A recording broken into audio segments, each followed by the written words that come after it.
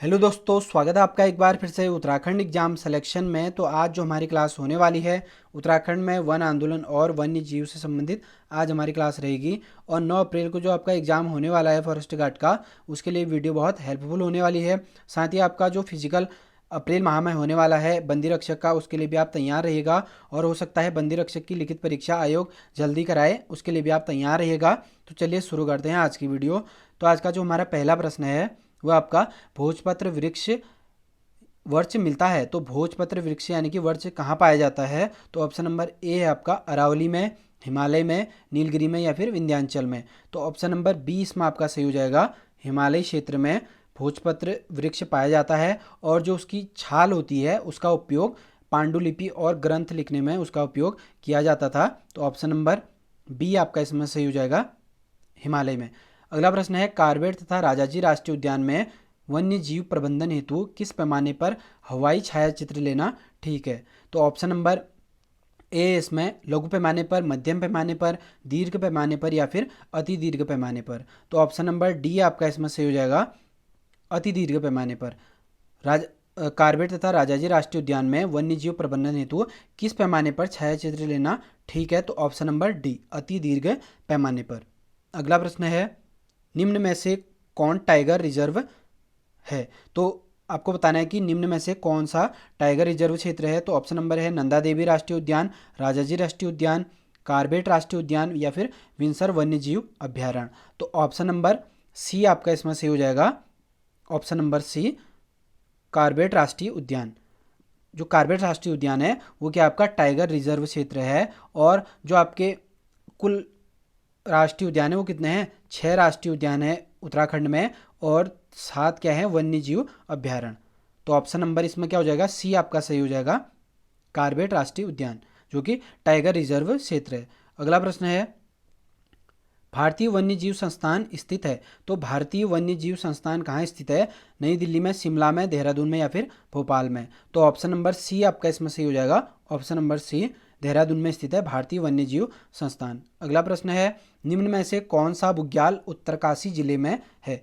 तो उत्तरकाशी जिले में कौन सा बुग्याल है? तो ऑप्शन नंबर इसमें सी आपका इसमें सही हो जाएगा, ऑप्शन नंबर सी, दियारा बुग्याल आपका क्या है उत्तरकाशी जनपद में स्थित है। और जो बागची और बेदनी बुग्याल है वो कहाँ कहाँ है आपके? चमोली जनपद में। बागची और बेदनी बुग्याल चमोली जनपद में स्थित है और दियारा बुग्याल आपका उत्तरकाशी जनपद में। तो ऑप्शन नंबर सी आपका इसमें सही हो जाएगा, ऑप्शन नंबर सी। अगला प्रश्न है हस्तशिल्प सामग्री मोस्टा बनाया जाता है। तो हस्तशिल्प जो सामग्री है मोस्टा वो किससे बनाया जाता है? तो ऑप्शन नंबर बी आपका इसमें सही हो जाएगा, रिंगाल से। रिंगाल का उपयोग किया जाता है मोस्टा बनाने में। तो ऑप्शन नंबर बी। अगला प्रश्न है 7वां, भारत का प्रथम राष्ट्रीय पार्क है। तो भारत का प्रथम जो राष्ट्रीय पार्क है वो कौन सा है आपका? ऑप्शन नंबर ए है राजाजी राष्ट्रीय पार्क, फूलों की घाटी, जिम कॉर्बेट या फिर गंगोत्री राष्ट्रीय उद्यान। तो ऑप्शन नंबर आपका सी इसमें सही हो जाएगा, 7वें का, option number c, Jim Corbett राष्ट्रीय पार्क क्या है आपका? भारत का प्रथम राष्ट्रीय पार्क है। तो ऑप्शन नंबर सी। अगला इसमें चिपको आंदोलन उत्तराखंड के किस जिले में शुरू हुआ था? तो चिपको आंदोलन उत्तराखंड के किस जिले से इसकी शुरुआत हुई थी? तो ऑप्शन नंबर सी आपका इसमें सही हो जाएगा, चमोली जनपद से चिपको आंदोलन की शुरुआत हुई थी।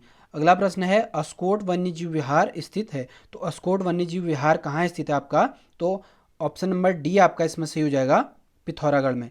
पिथौरागढ़ जनपद में अस्कोट वन्य जीव विहार स्थित है, पिथौरागढ़ में।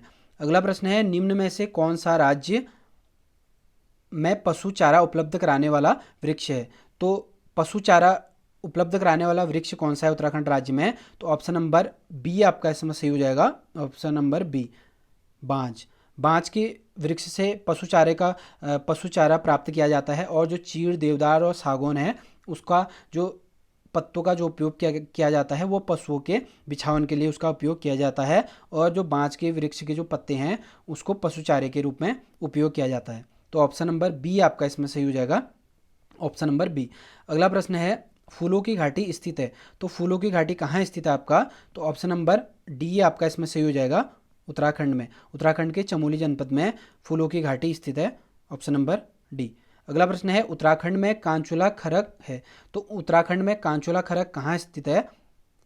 कांचुला खरक क्या है, तो वो क्या है आपका एक कस्तूरी मृग प्रजनन केंद्र है। तो ऑप्शन नंबर डी आपका इसमें सही हो जाएगा। कांचुला खरक क्या है, कस्तूरी मृग प्रजनन केंद्र, जो कि आपका जो केदारनाथ वन्यजीव विभाग केदारनाथ वन्यजीव प्रभाग है उसके अंतर्गत आता है ये क्या, कांचुला खरक। तो ऑप्शन नंबर डी आपका इसमें सही हो जाएगा, ऑप्शन नंबर डी। अगला प्रश्न है, उत्तराखंड में जड़ी बूटियों की प्राप्ति होने वाली किस्में लगभग है। तो उत्तराखंड में जड़ी बूटियों की जो प्राप्ति होती है उसमें कितनी किस्में लगभग, तो ऑप्शन नंबर बी आपका इसमें सही हो जाएगा। तो 500 इसमें जड़ी बूटियां हैं जो कि उत्तराखंड में पाई जाती हैं। अगला प्रश्न आपका 14वां प्रश्न है, लीसा प्राप्त होता है। तो लीसा किस पेड़ से प्राप्त किया जाता है, ऑप्शन नंबर है चीड़ से, देवदार से, बुरांस से या फिर शीशम से। तो ऑप्शन नंबर ए आपका इसमें सही हो जाएगा, चीड़ के वृक्ष से लीसा प्राप्त किया जाता है, ऑप्शन नंबर ए। अगला प्रश्न है, चिपको आंदोलन में 1974 में रेणी गांव की महिलाओं का नेतृत्व करने वाली महिला थी। तो उत्तराखंड में जो चिपको आंदोलन हुआ था उत्तराखंड में 1974 में चमोली जनपद में, जो कि रेणी गांव में, तो उसका नेतृत्व किसने किया था, तो ऑप्शन नंबर बी आपका इसमें सही हो जाएगा, option number B, Gaura Devi ने उसका नेतृत्व किया था चिपको आंदोलन का, जो कि 1974 में रेणी गांव के चमोली जनपद में हुआ था। अगला प्रश्न है 16वां, उत्तराखंड में कौन वृक्ष मानव के नाम से प्रसिद्ध है। तो उत्तराखंड में कौन वृक्ष मानव के नाम से प्रसिद्ध है, तो ऑप्शन नंबर ए है आपका गोविंद बल्लभ पंत, सुंदरलाल बहुगुणा, चंडी प्रसाद भट्ट, विश्वेश्वर दत्त सकलानी। तो ऑप्शन नंबर डी आपका इसमें सही हो जाएगा, विश्वेश्वर दत्त सकलानी जी क्या हैं, उनको वृक्ष मानव की उपाधि प्राप्त है, तो वृक्ष मानव के नाम से वो प्रसिद्ध हैं। अगला प्रश्न है, रेणी गांव चमोली की श्रीमती गौरा देवी का संबंध रहा है। तो गौरा देवी का संबंध किससे रहा है आपको बता दिया गया है, तो चिपको आंदोलन से उसका संबंध रहा गौरा देवी जी का। तो ऑप्शन नंबर सी आपका इसमें सही हो जाएगा, चमोली जनपद में चिपको आंदोलन हुआ था गौरा देवी।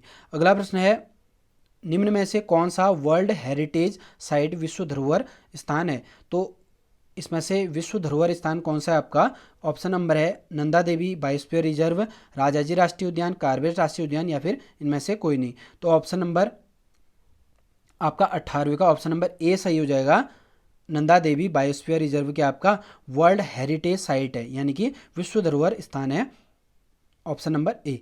अगला प्रश्न है, सर्वाधिक जैव विविधता पाई जाती है। तो सर्वाधिक जैव विविधता कहाँ पाई जाती है, शांति घाटी में, कश्मीर घाटी में, सुरमा घाटी में या फिर फूलों की घाटी में।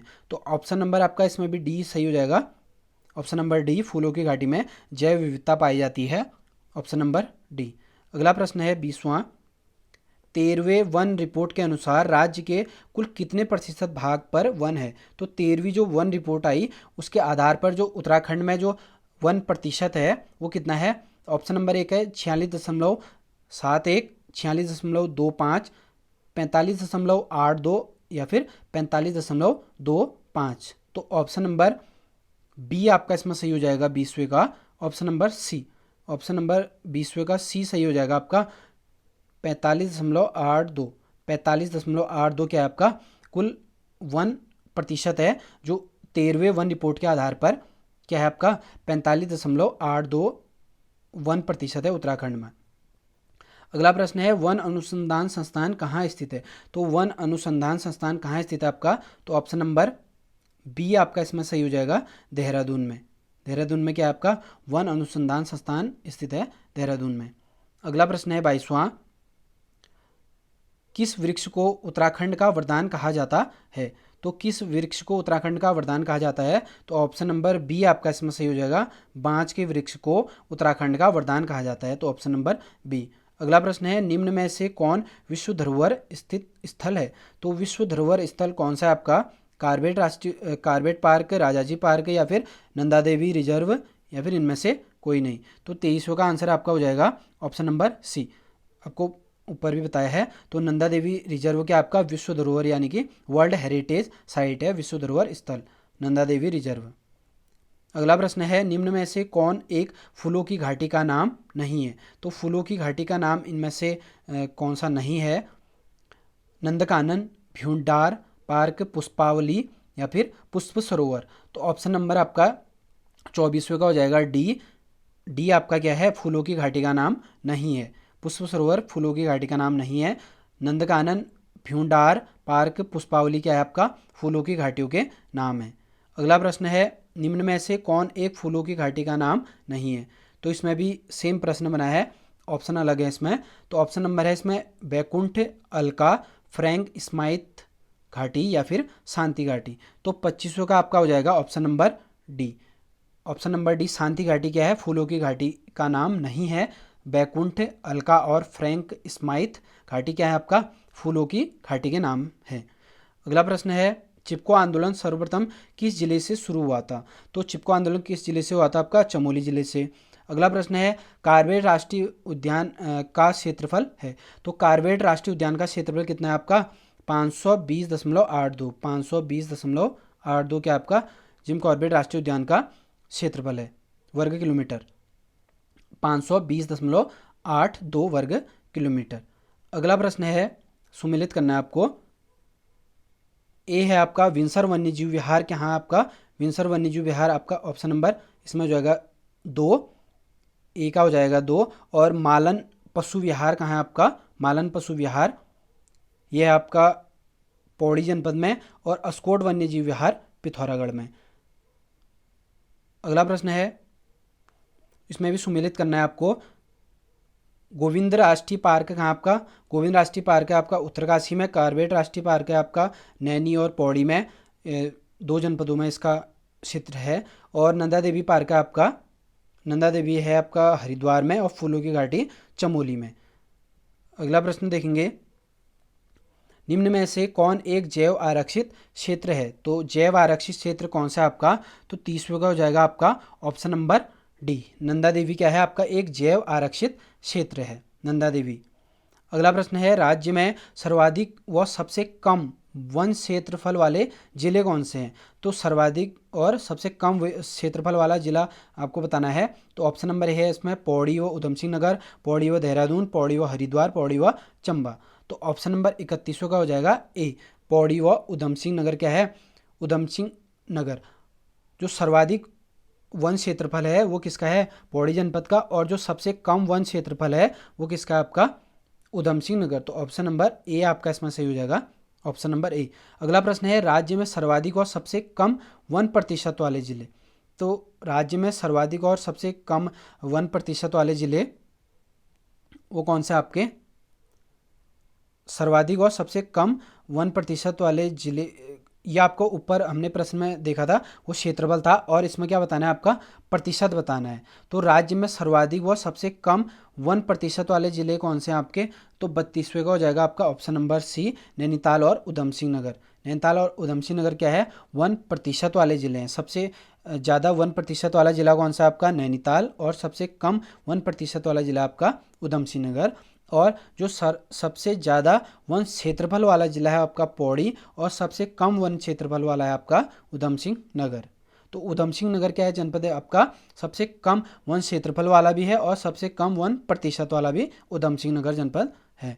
अगला प्रश्न है 33वां आपका, 33वां प्रश्न है आपका, राज्य में सर्वाधिक सघन वन मिलते हैं। तो राज्य में सर्वाधिक सघन वन कहाँ पाए जाते हैं। तो ऑप्शन नंबर सी आपका सही हो जाएगा, ऑप्शन नंबर सी 33वें का, नैनीताल जनपद में सर्वाधिक सघन वन पाए जाते हैं, नैनीताल जनपद में, ऑप्शन नंबर सी। अगला प्रश्न है आपका, राज्य में सर्वाधिक खुले वन मिलते हैं। तो राज्य में सर्वाधिक खुले वन कहाँ पाए जाते हैं। तो ऑप्शन नंबर इसमें आपका हो जाएगा पौड़ी जनपद में। पौड़ी जनपद में क्या है, सर्वाधिक खुले वन पाए जाते हैं, घने वन नहीं पाए जाते हैं। तो ऑप्शन नंबर 20 में सही हो जाएगा। अगला प्रश्न है 35वां, निम्न में से किस ऊंचाई परिसर में सर्वाधिक 1% मिलता है। तो निम्न में से आपको बताना है कि सबसे ऊंचाई वाले परिसर में सर्वाधिक 1% कहाँ मिलता है।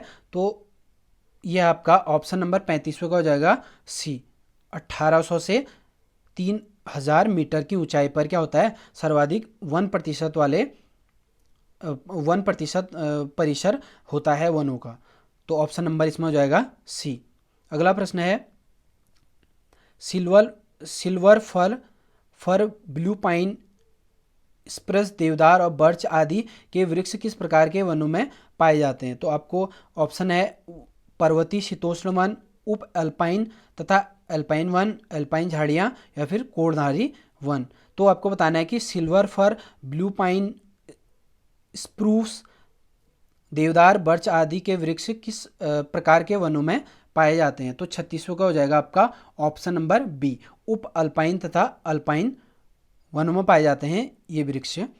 अगला प्रश्न है अल्पाइन झाड़ियाँ व घास के मैदान बुग्याल प्रायः मिलते हैं। तो अल्पाइन झाड़ियाँ या फिर घास के बुग्यालों के मैदान किस ऊंचाई तक पाए जाते हैं। तो 37वां का हो जाएगा आपका ऑप्शन नंबर सी, 3000 से 3600 मीटर तक ये क्या पाए जाते हैं, अल्पाइन झाड़ियाँ या फिर जो घास के मैदान होते हैं बुग्याल के वो पाए जाते हैं 3000 से 3600 मीटर तक। अगला प्रश्न है निम्न में से कौन बुग्याल का पर्यायवाची नहीं है। तो बुग्याल का पर्यायवाची कौन नहीं है। तो ऑप्शन नंबर बी आपका इसमें सही हो जाएगा, मीडो। मीडो क्या है, बुग्याल का पर्यायवाची नहीं है। बुग्याल का पर्यायवाची प्यार या फिर अल्पाइन पास्चर, अल्पाइन वन, वे क्या है आपके बुग्याल के पर्यायवाची हैं। अगला प्रश्न है बुग्यालों के पशुचारकों को क्या नहीं कहा जाता है। तो बुग्यालों के पशुचारकों को क्या नहीं कहा जाता है। तो ऑप्शन नंबर डी आपका इसमें सही हो जाएगा, सन्याल। सन्याल इनको नहीं बोला जाता है। जो बुग्याल में जो पशुचारक होते हैं, जो पशुओं को चराते हैं, उनको सन्याल नहीं बोला जाता है। उनको क्या बोला जाता है, अनवाल, पालसी या फिर बकरखाल। तो ये तीन ऑप्शन है इसमें, और इसमें क्या हो जाएगा ऑप्शन नंबर डी आपका सही हो जाएगा, सन्याल नहीं बोला जाता है उनको। अगला प्रश्न है निम्न में से कौन टुंडा तुल्य वनस्पति नहीं है। तो इनमें से आपका क्या है, टुंडा तुल्य वनस्पति नहीं है। तो ऑप्शन नंबर 40 का हो जाएगा सी, इसमें स्प्रूस। स्प्रूस क्या है, टुंडा तुल्य वनस्पति नहीं है। और जो आपका घास है, काई है और लीचेन है, ये टुंडा तुल्य वनस्पति है। अगला प्रश्न है राज्य में वन पंचायतों के नियंत्रण में कितना प्रतिशत वन है। तो राज्य में जो वन पंचायतें होती हैं उसके अधिकार क्षेत्र में वनों का कितना प्रतिशत है आपको बताना है। तो ऑप्शन नंबर इसमें ए है 0.46%, 15.32%, 70.46% या फिर 13.76%। तो ऑप्शन नंबर बी आपका इसमें सही हो जाएगा, 15.32% क्या है आपका वन पंचायतों के अधिकार क्षेत्र में आता है। वनों का जो प्रतिशत है 15.32%। अगला प्रश्न है कार्बेट को केंद्र द्वारा बाघ संरक्षित घोषित किया गया। तो कार्बेट को, जो जिम कॉर्बेट पार्क है, उसको केंद्र सरकार द्वारा बाघ संरक्षित क्षेत्र कब घोषित किया गया। तो 42वां का हो जाएगा आपका ऑप्शन नंबर सी, इसमें सही हो जाएगा 1973 में। 1973 में इसको क्या किया गया, बाघ संरक्षित क्षेत्र घोषित किया गया जिम कॉर्बेट नेशनल पार्क को। अगला प्रश्न है 1931 में ब्रिटिश पर्वतारोही फ्रैंक स्माइथ द्वारा खोजा गया फूलों की घाटी स्थित है। तो 1931 में इसकी खोज की गई थी, किसके द्वारा, ब्रिटिश पर्वतारोही थे फ्रैंक स्माइथ के द्वारा फूलों की घाटी की खोज की गई थी। तो कहाँ की जनपद में आपका, तो ऑप्शन नंबर ए आपका इसमें सही हो जाएगा, चमोली जनपद में। चमोली जनपद में क्या है, फूलों की घाटी स्थित है। और जो इसकी खोज की गई 1931 में ब्रिटिश पर्वतारोही जो फ्रैंक स्माइथ थे उनके द्वारा की गई। अगला प्रश्न है नंदा देवी, कामेट, माणा, द्रोणागिरी, नीलकंठ आदि शिखरों से घिरा निम्न में से कौन सा बुग्याल साहसिक पर्यटन व स्कीइंग के लिए विश्व प्रसिद्ध बुग्याल है। तो आपको बताना है कि कौन सा विश्व प्रसिद्ध बुग्याल है जो कि पर्यटन और स्कीइंग के लिए विश्व प्रसिद्ध है। तो ऑप्शन नंबर ए है आपका दियारा बुग्याल, बेदनी बुग्याल, नंदकानन बुग्याल या फिर ओली बुग्याल। तो 44वें का हो जाएगा आपका इसमें डी, इसमें सही हो जाएगा 44 में ऑप्शन नंबर डी। ओली में क्या होता है आपका पर्यटन, साहसिक जो खेल होते हैं वो आयोजित किए जाते हैं और स्कीइंग की जाती है वहाँ बर्फ में। तो ऑप्शन नंबर इसमें डी आपका सही हो जाएगा, ओली बुग्याल। अगला है आपका निम्न बुग्यालों व जिलों में कौन सुमेलित नहीं है। तो निम्न बुग्यालों व जिलों में कौन सुमेलित नहीं है आपको बताना है।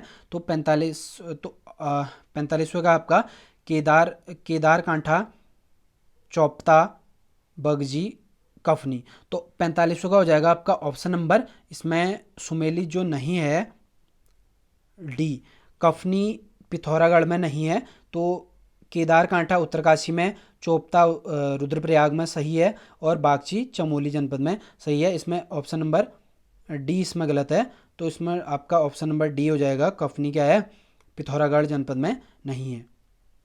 अगला प्रश्न है राज्य का सबसे बड़ा बुग्याल है। तो राज्य का जो उत्तराखंड राज्य का जो सबसे बड़ा बुग्याल है वो कौन सा है आपका, बेदनी बुग्याल। बेदनी बुग्याल क्या आपका राज्य में सबसे बड़ा बुग्याल है। तो ऑप्शन नंबर बी आपका इसमें सही हो जाएगा।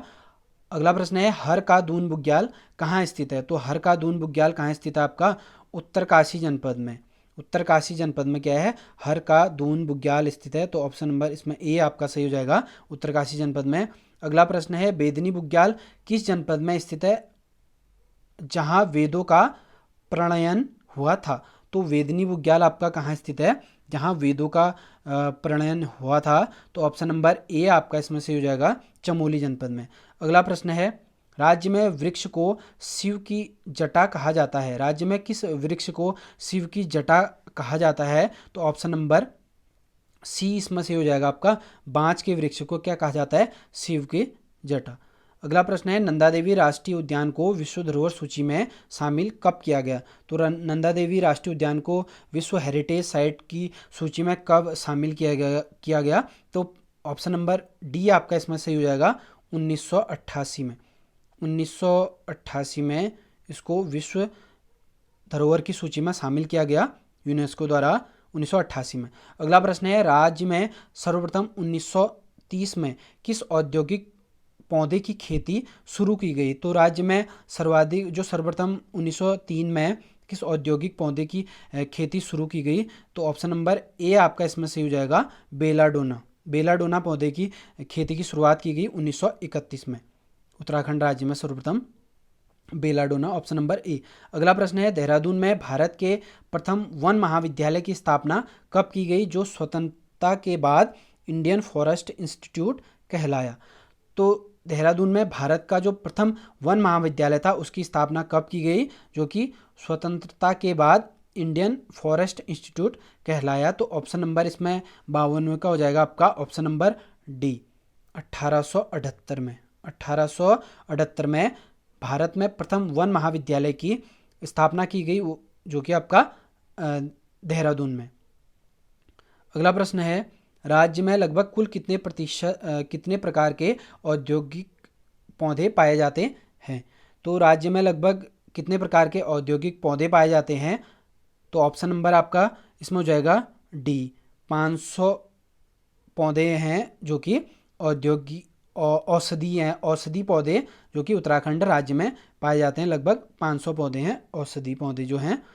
अगला प्रश्न है चरक संहिता में उत्तराखंड क्षेत्र को कहा गया है। तो चरक संहिता में उत्तराखंड क्षेत्र को क्या कहा गया है। तो ऑप्शन नंबर बी आपका इसमें सही हो जाएगा, वानस्पतिक बगीचा।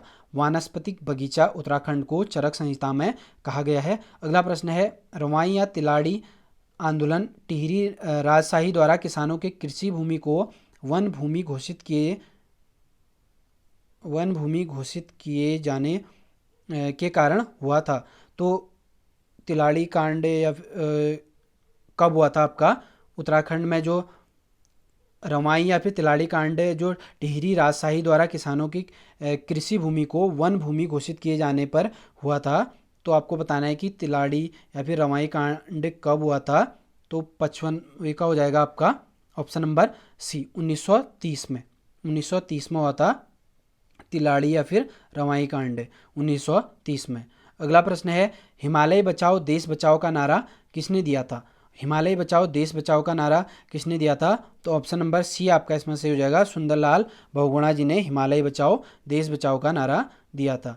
अगला प्रश्न है वनों के नीलामी के विरोध में राज्य स्तरीय आंदोलन चला। तो वनों की नीलामी के विरोध में राज्य स्तरीय आंदोलन कब चला। तो ऑप्शन नंबर इसमें आपका सी सही हो जाएगा, 1977 से 1978 के बीच। 1977 से 1978 के बीच आपका जो वनों की नीलामी के विरोध में राज्य स्तरीय आंदोलन चला, 1977 से 1978 के बीच में चला। तो ऑप्शन नंबर आपका इसमें सी सही हो जाएगा। अगला प्रश्न है, पानी राखो आंदोलन के सूत्रधार हैं। तो पानी राखो आंदोलन के सूत्रधार कौन थे आपके? तो ऑप्शन नंबर ए आपका सही हो जाएगा, सच्चिदानंद भारती जी क्या है आपके पानी राखो आंदोलन के सूत्रधार थे। अगला प्रश्न है, वृक्षों पर रक्षा सूत्र बांधकर उनकी रक्षा का संकल्प लेने संबंधी यह आंदोलन 1994 में शुरू हुआ। तो 1994 में कौन सा आंदोलन शुरू हुआ? तो कहाँ से शुरू हुआ? वृक्षों पर रक्षा सूत्र बांधकर उनकी रक्षा का संकल्प लेने संबंधी जो आंदोलन शुरू हुआ 1994 में। तो ऑप्शन नंबर इसमें आपका क्या हो जाएगा? बी। ऑप्शन नंबर बी इसमें सही हो जाएगा, टिहरी से इसकी शुरुआत की गई। वृक्षों पर रक्षा सूत्र बांधकर उनकी रक्षा का संकल्प लेने की जो शुरुआत हुई उसका आंदोलन 1994 में टिहरी जनपद से इसकी शुरुआत हुई। अगला प्रश्न है, किस आंदोलन में केवल अविवाहित स्त्रियां ही शामिल होती हैं? तो किस आंदोलन में अविवाहित स्त्रियां ही शामिल होती थी? तो ऑप्शन नंबर इसमें डी सही हो जाएगा, मैती आंदोलन में। मैती आंदोलन में सिर्फ अविवाहित स्त्रियां ही इसमें शामिल होती थी।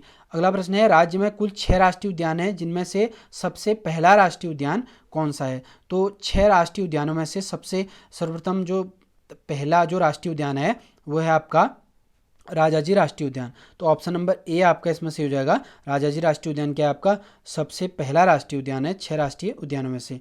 अगला प्रश्न है, निम्न राष्ट्रीय उद्यानों व उनके स्थापना वर्ष में कौन सुमेलित नहीं है?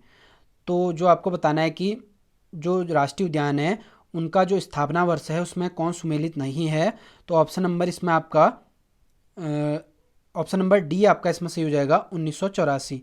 1984 क्या है, राजाजी राष्ट्रीय उद्यान ये सुमेलित नहीं है। और कार्बेट का हुआ था 1936 में इसकी स्थापना हुई थी। और गोविंद राष्ट्रीय उद्यान का 1980 में, फूलों की घाटी 1982 में। तो ऑप्शन नंबर इसमें आपका डी होगा सही। अगला प्रश्न है, निम्न राष्ट्रीय उद्यानों व उनके क्षेत्रफल में कौन सुमेलित नहीं है? तो आपको बताना है कि राष्ट्रीय उद्यानों का जो क्षेत्रफल है उसमें कौन सुमेलित नहीं है। तो ऑप्शन नंबर ए आपका कार्बेट का है 520.82 वर्ग किलोमीटर, ठीक है। गोविंद राष्ट्रीय उद्यान 472 वर्ग किलोमीटर, नंदा देवी 624 वर्ग किलोमीटर और फूलों की घाटी 85.5 वर्ग किलोमीटर। ऑप्शन नंबर आपका डी इसमें सही होगा, जो कि फूलों की घाटी इसका क्षेत्रफल 85.5 नहीं है। अगला प्रश्न है, निम्न वन्य जीव विहार व उनके स्थापना वर्ष में सुमेलित नहीं है। तो आपको बताना है कि इसमें स्थापना वर्ष कौन सा सुमेलित नहीं है वन्य जीव विहार में। अगला इसमें जो ऑप्शन है गोविंद वन्य जीव विहार का क्या है आपका 1955 सही है। केदारनाथ वन्य जीव विहार आपका है 1972, अस्कोट है 1986 और नंदौर क्या आपका 2012 नहीं है। तो ऑप्शन नंबर इसमें डी आपका सही हो जाएगा, ऑप्शन नंबर डी। अगला प्रश्न है, रामगंगा राष्ट्रीय उद्यान का नाम बदलकर कब जिम कॉर्बेट राष्ट्रीय उद्यान किया गया? तो रामगंगा राष्ट्रीय उद्यान का नाम बदलकर कब जिम कॉर्बेट राष्ट्रीय उद्यान इसका नाम किया गया? तो ऑप्शन नंबर ए आपका इसमें सही हो जाएगा, 1957 में। 1957 में इसका नाम परिवर्तन कर क्या रखा गया, जिम कॉर्बेट राष्ट्रीय उद्यान। अगला प्रश्न है, दक्षिण पूर्व एशिया का सबसे पहला राष्ट्रीय पार्क निम्नलिखित में से कौन सा है? तो दक्षिण पूर्व एशिया का सबसे पहला राष्ट्रीय पार्क कौन सा है आपका? तो ऑप्शन नंबर सी आपका इसमें से हो जाएगा, जिम कॉर्बेट राष्ट्रीय उद्यान क्या आपका सबसे पहला दक्षिण पूर्व एशिया का सबसे पहला राष्ट्रीय उद्यान है। तो जिम कॉर्बेट राष्ट्रीय उद्यान, तो ऑप्शन नंबर सी। अगला प्रश्न है, नंदा देवी जीव आरक्षित क्षेत्र किस जनपद में है? तो नंदा देवी जैव आरक्षित क्षेत्र किस जनपद में स्थित है आपका? तो ऑप्शन नंबर डी आपका इसमें से हो जाएगा, चमोली जनपद में। चमोली जनपद में क्या है, नंदा देवी जीव आरक्षित क्षेत्र है। अगला प्रश्न है, सर्वाधिक बाघ किस राष्ट्रीय उद्यान में पाए जाते हैं? तो सर्वाधिक बाघ किस राष्ट्रीय उद्यान में पाए जाते हैं? तो जिम कॉर्बेट राष्ट्रीय उद्यान। अगला प्रश्न है, राज्य के किस राष्ट्रीय उद्यान को 2016 में प्रोजेक्ट टाइगर योजना में सम्मिलित किया गया? तो ऑप्शन नंबर सी आपका इसमें से हो जाएगा, राजाजी राष्ट्रीय पार्क को 2016 में प्रोजेक्ट टाइगर योजना के तहत इसको सम्मिलित किया गया। ऑप्शन नंबर सी राजाजी राष्ट्रीय पार्क। अगला प्रश्न है, निम्न वन्य जीव विहार समूह में कौन समूह पश्चिम से पूर्व के सही क्रम को प्रदर्शित करता है? तो पश्चिम से पूर्व का जो क्रम है इसका, वो क्या है आपका, पश्चिम से जो पूर्व का इसका जो क्रम है, ऑप्शन नंबर सी है इसका आपका, केदारनाथ, नंदा देवी, विंसर और अस्कोट। तो ऑप्शन नंबर सी आपका इसमें से हो जाएगा, पश्चिम से जो पूर्व का क्रम है। अगला प्रश्न है, भारत का प्रथम राष्ट्रीय उद्यान कौन सा है? तो भारत का जो प्रथम राष्ट्रीय उद्यान है वो भी है क्या आपका, जिम कॉर्बेट राष्ट्रीय उद्यान। अगला प्रश्न है, उत्तराखंड के किस जिले का वन क्षेत्र सर्वाधिक है? तो उत्तराखंड के किस जिले का वन क्षेत्र सर्वाधिक है? वो क्या आपका, पौड़ी गढ़वाल का। तो ये थे आपके 72 प्रश्न जो कि उत्तराखंड में वन आंदोलन और वन्य जीव से संबंधित थे, जो कि आपके फॉरेस्ट गार्ड के एग्जाम में पूछे जा सकते हैं। तो इसको आप नोट कर लीजिएगा। तो मिलते हैं अगली वीडियो में, तब तक के लिए बाय बाय।